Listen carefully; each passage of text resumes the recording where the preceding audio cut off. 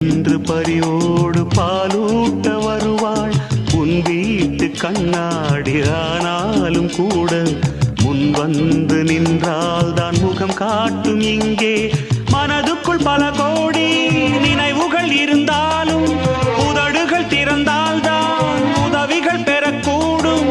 கோழைக்கு காதல் என்ன, ஊமைக்கு பாடல் என்ன.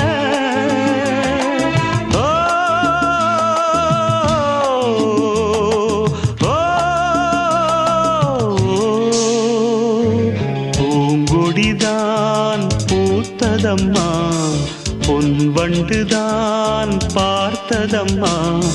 பாட்டெடுக்க தாமதிக்க வாடை காற்று பூ பறித்து